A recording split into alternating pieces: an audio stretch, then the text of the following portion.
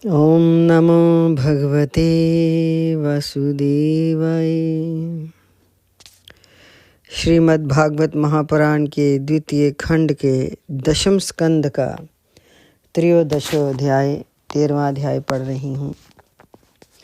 ब्रह्मा जी का मोह और उसका नाश। श्री सुखदेव जी कहते हैं, परीक्षित, तुम बड़े भाग्यवान हो। भगवान के प्रेमी भक्तों में तुम्हारा स्थान श्रेष्ठ है, तभी तो तुमने इतना सुंदर प्रश्न किया है। यूं तो तुम्हें बार बार भगवान की लीला कथाएं सुनने को मिलती हैं, फिर भी तुम उनके संबंध में प्रश्न करके उन्हें और भी सरस और भी नूतन बना देते हो। रसिक संतों की वाणी, कान और हृदय भगवान की लीला के गान, श्रवण और चिंतन के लिए ही होते हैं। उनका ये स्वभाव ही होता है कि वे क्षण प्रति क्षण भगवान की लीलाओं को अपूर्व, रसमयी और नित्य नूतन अनुभव करते रहें। ठीक वैसे ही जैसे लंपट पुरुषों को स्त्रियों की चर्चा में नया नया रस जान पड़ता है। परीक्षित, तुम एकाग्रचित्त से श्रवण करो। यद्यपि भगवान की यह लीला अत्यंत रहस्यमयी है, फिर भी मैं तुम्हें सुनाता हूँ, क्योंकि दयालु आचार्यगण अपने प्रेमी शिष्य को गुप्त रहस्य भी बतला दिया करते हैं। ये तो मैं तुमसे कह ही चुका हूँ कि भगवान श्री कृष्ण ने अपने साथी ग्वाल बालों को मृत्यु रूप आघासुर के मुंह से बचा लिया। इसके बाद वे उन्हें यमुना के पुलिन पर ले आए और उनसे कहने लगे, मेरे प्यारे मित्रों, यमुना जी का ये पुलिन अत्यंत रमणीय है। देखो तो सही, यहाँ की बालू कितनी कोमल और स्वच्छ है। हम लोगों के लिए खेलने की तो यहाँ सभी सामग्री विद्यमान है। देखो, एक और रंग बिरंगे कमल खिले हुए हैं और उनकी सुगंध से खिंचकर भौरे गुंजार कर रहे हैं, तो दूसरी ओर सुंदर सुंदर पक्षी बड़ा ही मधुर कलरव कर रहे हैं, जिसकी प्रतिध्वनि से सुशोभित वृक्ष इस स्थान की शोभा बढ़ा रहे हैं।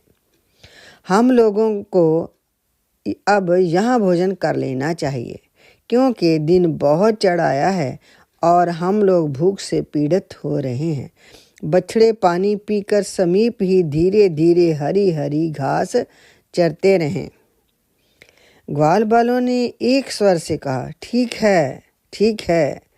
उन्होंने बछड़ों को पानी पिलाकर हरी हरी घास में छोड़ दिया और अपने अपने सींके खोल खोल कर भगवान के साथ बड़े आनंद से भोजन करने लगे।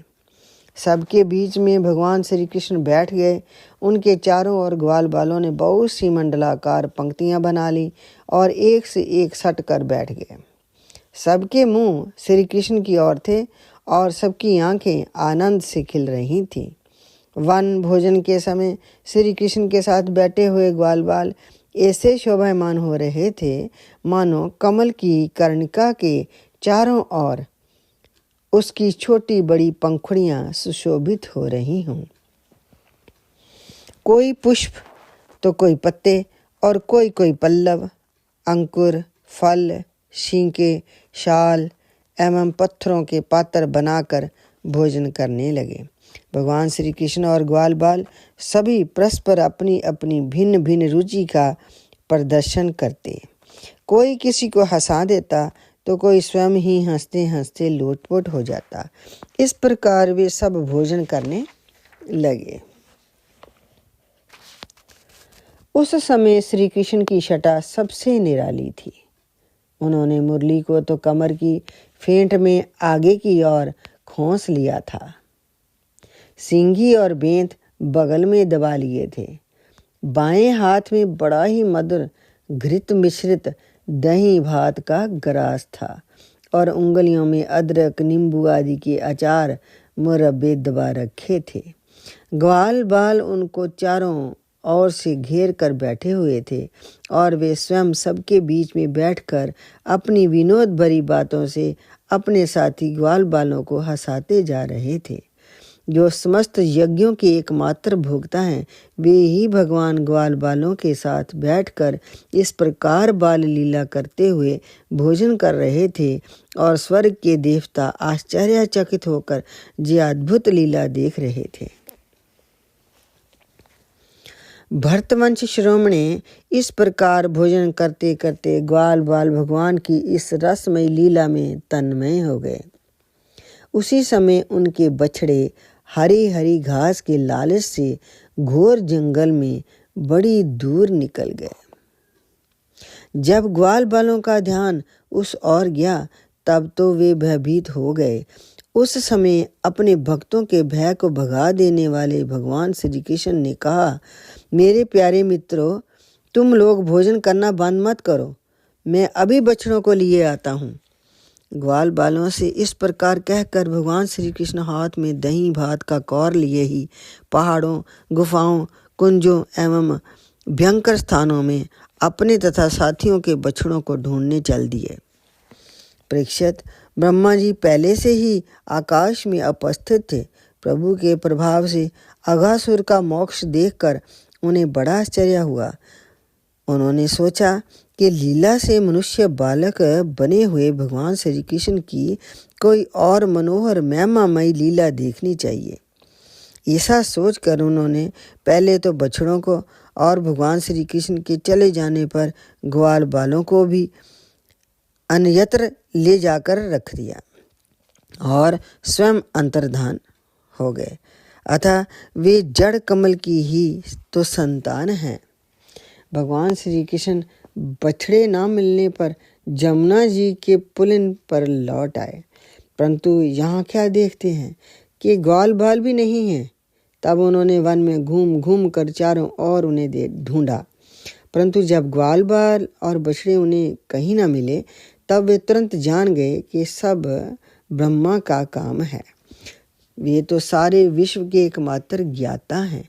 अब भगवान श्री कृष्ण ने बछड़ों और ग्वाल बालों की माताओं को तथा ब्रह्मा जी को भी आनंदित करने के लिए अपने आप को ही बछड़ों और ग्वाल बालों दोनों के रूप में बना लिया, क्योंकि वे ही तो संपूर्ण विश्व के कर्ता सर्वशक्तिमान ईश्वर हैं। परीक्षित, वे बालक और बछड़े संख्या में जितने थे, जितने छोटे छोटे उनके शरीर थे, उनके हाथ पैर जैसे जैसे थे, उनके पास जितनी और जैसी छड़ियाँ, सिंगी, बांसुरी, पत्ते और शिंके थे, जैसे और जितने वस्त्रभूषण थे, उनके शील, स्वभाव, गुण, नाम, रूप और अवस्थाएं जैसी थीं। जिस प्रकार वे खाते पीते और चलते थे, ठीक वैसे ही और उतने ही रूपों में सर्वस्वरूप भगवान श्री कृष्ण प्रकट हो गए। उस समय यह संपूर्ण जगत विष्णु रूप है। यह वेदवाणी मानो मूर्तिमयी होकर प्रकट हो गई।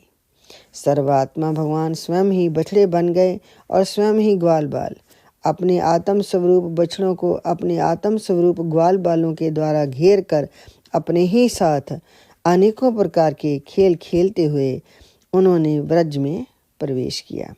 परीक्षित, जिस ग्वाल बाल के जो बछड़े थे, उन्हें उसी ग्वाल बाल के रूप से अलग अलग ले जाकर उसकी बाखल में घुसा दिया और विभिन्न बालकों के रूप में उनके भिन्न भिन्न घरों में चले गए। ग्वाल बालों की माताएं बांसुरी की तान सुनते ही जल्दी से दौड़ आईं। ग्वाल बाल बने हुए पर ब्रह्म श्री कृष्ण को अपने बच्चे समझकर हाथों से उठाकर उन्होंने जोर से हृदय से लगा लिया। परीक्षित, इसी प्रकार प्रतिदिन संध्या समय भगवान श्री कृष्ण उन ग्वाल बालों के रूप में वन से लौट आते और अपनी बाल सुलभ लीलाओं से माताओं को आनंदित करते। वे माताएं उन्हें उपटन लगाती, नहलाती, चंदन का लेप करती और अच्छे अच्छे वस्त्रों तथा गहनों से सजाती। दोनों बाहों के बीच में ढीठ से बचाने के लिए काजल का ढिठौना लगा देती तथा भोजन कराती और तरह तरह से बड़े लाड प्यार के से उनका पालन पोषण करती। ग्वालिनों के समान गौएं भी जब जंगलों में से चर कर जल्दी जल्दी लौटती और उनकी हुंकार सुनकर उनके प्यारे बछड़े दौड़कर उनके पास आ जाते, तब वे बार बार उन्हें अपनी जीभ से चाटती और अपना दूध पिलाती। उस समय स्नेह की अधिकता के कारण उनके थनों से स्वयं ही दूध की धारा बहने लगती। इन गायों और ग्वालिनों का मातृभाव पहले जैसा ही ऐश्वर्या, ज्ञान रहित और विशुद्ध था। हाँ, अपने असली पुत्रों की अपेक्षा इस समय उनका स्नेह अवश्य अधिक था। इसी प्रकार भगवान भी उनके पहले पुत्रों के समान ही पुत्र भाव दिखला रहे थे, परंतु भगवान में उन बालकों के जैसा मोह का भाव नहीं था, क्योंकि मैं इनका पुत्र हूँ। अपने अपने बालकों के प्रति ब्रजवासियों की स्नेहलता दिन प्रतिदिन 1 वर्ष तक धीरे धीरे बढ़ती ही गई, जहाँ तक कि पहले श्री कृष्ण में उनका जैसा असीम और अपूर्व प्रेम था, वैसा ही अपने इन बालकों के प्रति भी हो गया। इस प्रकार सर्वात्मा श्री कृष्ण बछड़े और ग्वाल बालों के बहाने गोपाल बनकर अपने बालक रूप से वत्स रूप का पालन करते हुए 1 वर्ष तक वन और गोष्ठ में क्रीड़ा करते रहे। जब 1 वर्ष पूरा होने में 5-6 रातें शेष थी, तब एक दिन भगवान श्री कृष्ण बलराम जी के साथ बछड़ों को चराते हुए वन में गए। उस समय गौएं गोवर्धन की चोटी पर घास चर रही थी। वहां से उन्होंने ब्रज के पास ही घास चरते हुए बहुत दूर अपने बछड़ों को देखा। बछड़ों को देखते ही गौओं का वात्सल्य स्नेह उमड़ आया। वे अपने आप की सुध बुध खो बैठी और ग्वालों के रोकने की कुछ भी परवाह न कर जिस मार्ग से वे ना जा सकते थे, उस मार्ग से हुंकार करती हुई बड़े वेग से दौड़ी। उस समय उनके थानों से दूध बहता जाता था और उनकी गर्दनें सिकुड़कर डील से मिल गई थी। वे पूंछ तथा सिर उठाकर इतने वेग से दौड़ रही थी कि मालूम होता था मानो उनके 2 ही पैर हों। जिन गौओं के और भी बछड़े हो चुके थे, वे भी गोवर्धन के नीचे अपने पहले बछड़ों के पास दौड़ आईं और उन्हें स्नेहवश अपने आप बहता हुआ दूध पिलाने लगी। उस समय वे अपने बच्चों का एक एक अंग ऐसे चाव से चाट रही थीं मानो उन्हें अपने पेट में रख लेंगी। गोपों ने उन्हें रोकने का बहुत कुछ प्रयत्न किया, परंतु उनका सारा प्रयत्न व्यर्थ रहा। उन्हें अपनी विफलता पर कुछ लज्जा और गायों पर बड़ा क्रोध आया। जब वे बहुत कष्ट उठाकर उस कठिन मार्ग से उस स्थान पर पहुंचे, तब उन्होंने बछड़ों के साथ अपने बालकों को भी देखा। अपने बच्चों को देखते ही उनका हृदय प्रेम रस सराबोर हो गया। बालकों के प्रति अनुराग की बाढ़ आ गई। उनका क्रोध न जाने कहाँ हवा हो गया। उन्होंने अपने अपने बालकों को गोद में उठाकर हृदय से लगा लिया और उनका मस्तक सूंघकर अत्यंत आनंदित हुए।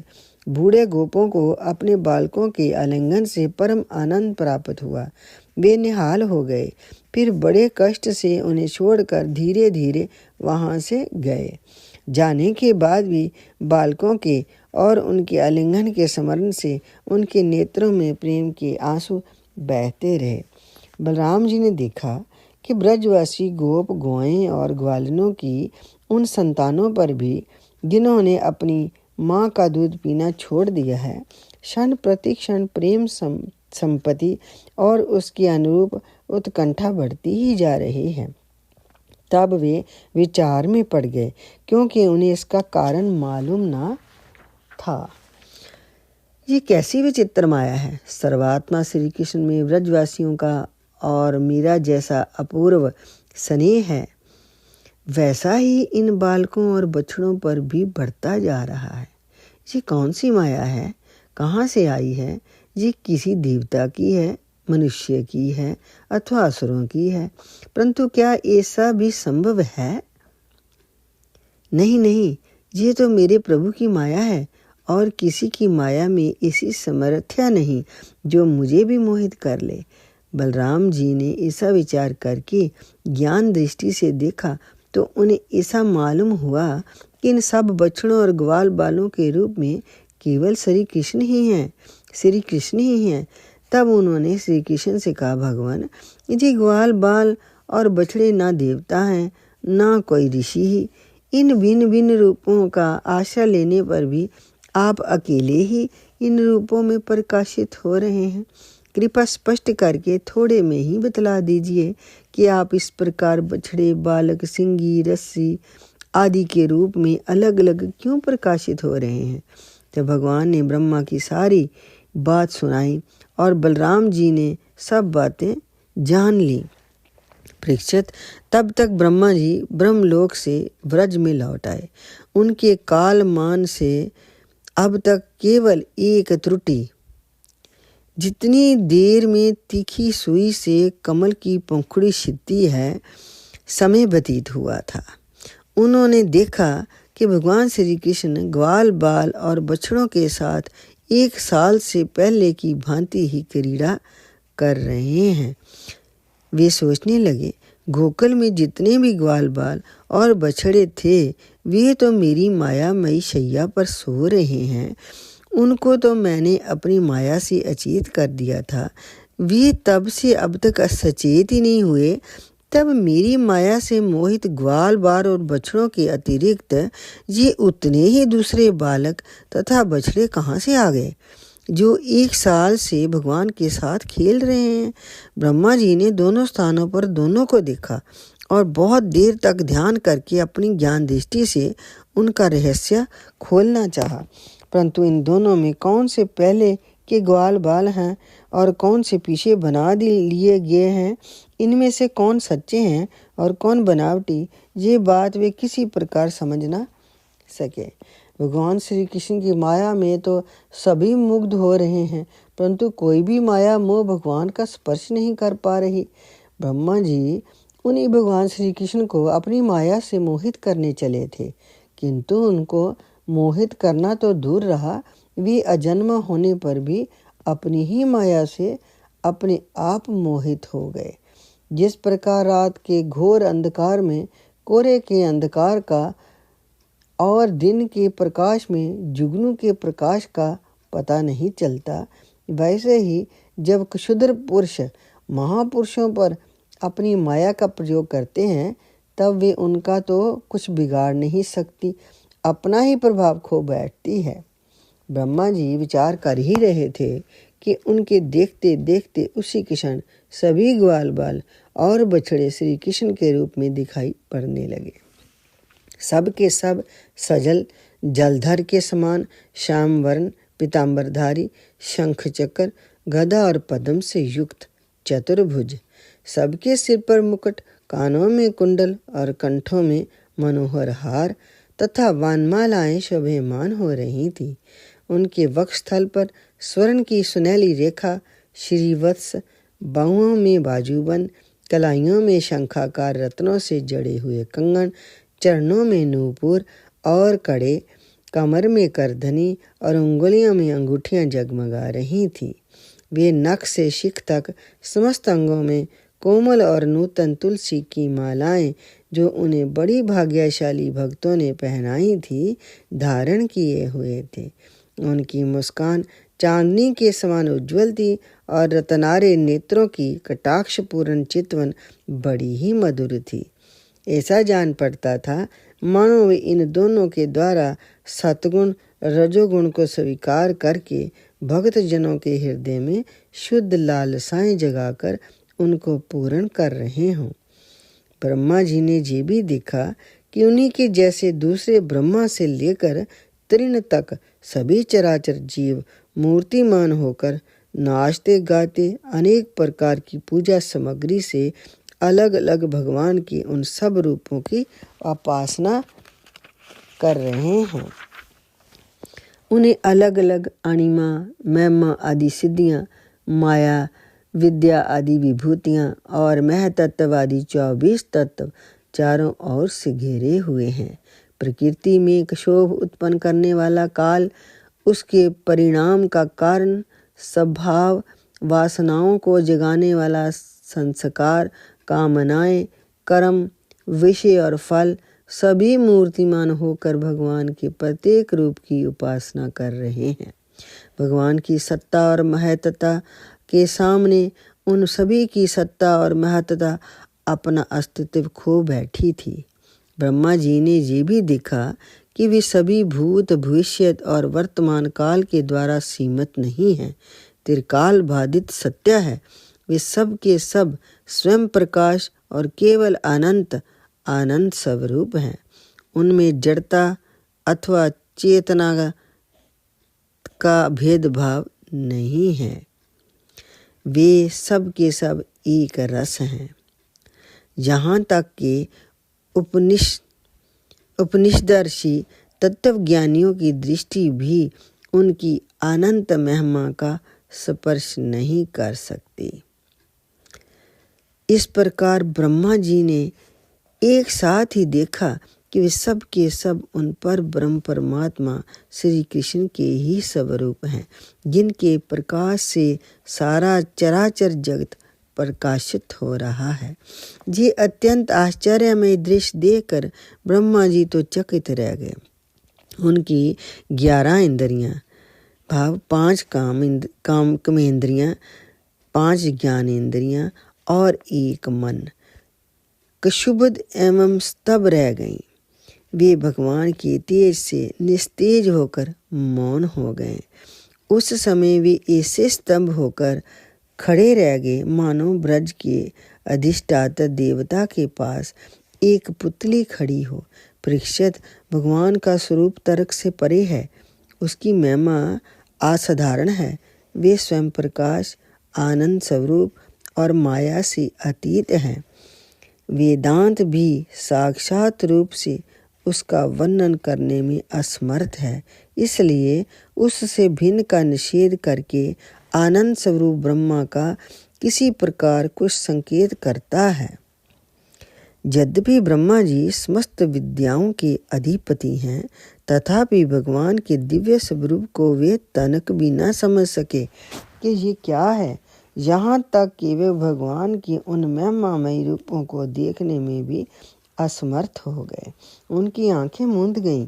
भगवान श्री कृष्ण ने ब्रह्मा के इस मोह और असमर्थता को जानकर बिना किसी प्रयास के तुरंत अपनी माया का पर्दा हटा दिया।